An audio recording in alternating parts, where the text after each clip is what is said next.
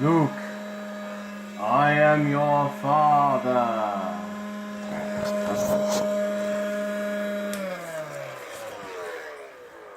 So, I'm almost done with this room. I'm almost done remediating the thin set from the floor. So I figured it'd be time to give an update before there's nothing actually left to do.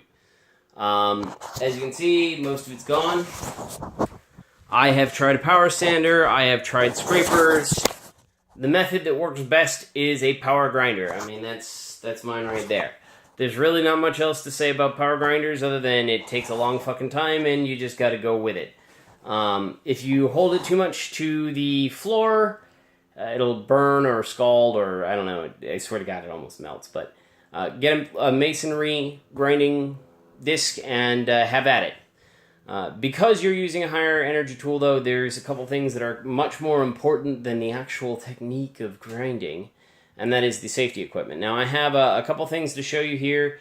This will be my safety equipment that I'm using for this job, and then I'm going to go show you how to get the thin set off of the tiles themselves. I ended up running an experiment to find out different ways to do it. So the first thing, and you know, I showed you this to start with, is my MSA Ultra Elite respirator. It's a PAPR. PAPRs have a performance factor of 1,000 as opposed to a half face, which is like a 50, or they say the dust mask is close to like 10. I don't think so. And a full face is supposed to be 50 as well. But this is actually a performance factor of 1,000. It means I get 1,000 times the protection that I would have if I had nothing on at all. So that's mostly true. I also have a HEPA filter on that. Honestly, guys, if you're going to go sit there and do any demo work, you're going to do any remediation work, especially if you're working in older houses, protect yourself. Buy a decent fucking respirator. I'm fit tested these at work. They have no manufacturer's defects. I'm not here pimping this shit. I wish they fucking paid me. I wish anybody paid me to do this shit. But the MSA Ultra Elite is it's the most comfortable respirator I've ever worn. I wear a large size like I have my whole life for all of my other respirators, but it's actually pretty nice. And the PAPR model, or the PAPR motor, is fantastic. You wear the little battery pack around your belt. There's almost no weight on the mask, and it just keeps the air flowing through, so you don't get that like suction feeling of other respirators. Highly recommend it. The second thing that's fairly important when you're grinding, especially, is your gloves. Now, I chose to use these cheapo rubber gloves. They're not really rubber. They got like impact padding. These are actually anti-vibration gloves. They're sold as anti-impact glove, and maybe that's true or not. I'm pretty sure if you drop a fucking brick on your finger, it's gonna fucking hurt. But when you're using a grinder or something like that, you kind of want to get these rubbery surfaces. And that sits there and dampens the actual vibrational motion through your fingers and helps them out. It doesn't really matter what you use, but I do recommend you using something. If you can see here, that could have been my finger. I clipped the glove and not my finger. I'm actually pretty psyched about that. So definitely do that. I also am using a vinyl glove. I have another concrete job that I'm doing out in my back room, and grinding is not so bad the day of, as long as you have your respirator on. I usually minimize dust with my shop vac. I can't do that in this room because I didn't build a containment. It's too big. I don't feel like doing it. But if you have dust and it's getting on your hand, it is sucking it dry. There's just no moisture left in it the next day. It actually hurts. Most of the skin on the back of my hand didn't like crack or anything, but it burned, and there's no like visible stuff. It's not like a chemical burn or something like that I could have gone, oh yeah, I can treat this. It's just literally, it's just dry as dry can be. It's about like, you know, the Towley speech on being too dry. It's that fucking dry. And the last piece that you really want is your shop vac.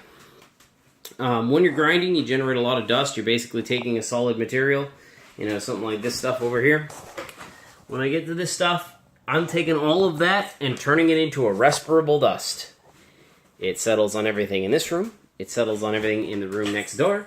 it settles and flows under the door, and I ended up shutting off my HVAC system because it was settling down there too. Actually, I watched it go in that ventilation duct. I was wondering why it was so nice and clean and not really dusty in this room, and my wife was complaining about the dust out there. It just kind of went into my HVAC system and out through the rest of the house. It's fantastic. So yeah, make sure you got your respirator, make sure you do shop vac. Stop periodically when you're doing this, vacuum up the residue. Makes a huge fucking difference.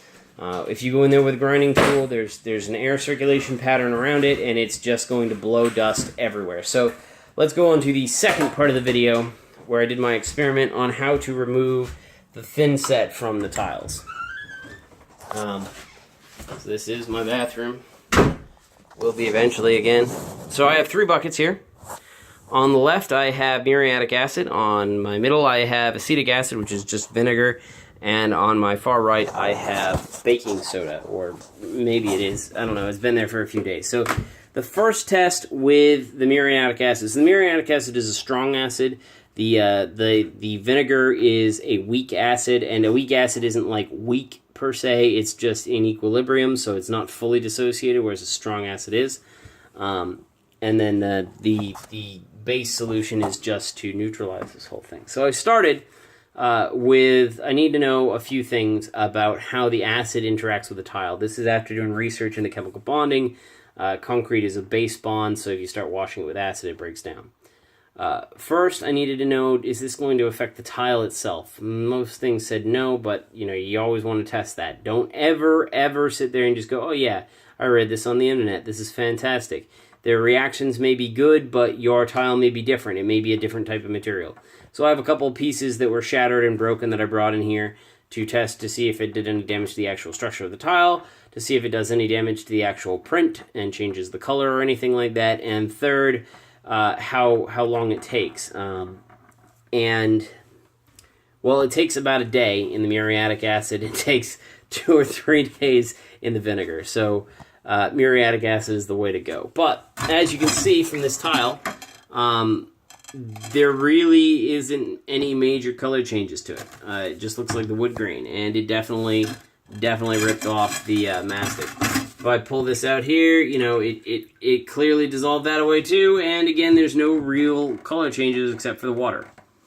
Now this has been in here for 3 days. That one of those sides, I can't remember which one, was in there for 2 days, but this has been in here for 3 days, and it's still got quite a bit on it, and that in 1 day will get rid of whatever's there.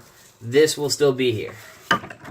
It's still not fully off, but it does work if you just have vinegar kicking around, don't feel like going and buying acetic acid, and you have all the time in the world.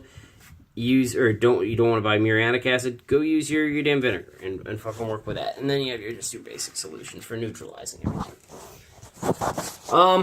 So that's what you want to do. You want to use muriatic acid to get the thin set off the tiles. You want to use a mechanical means to actually remove it from the floor so it doesn't seep into the plywood.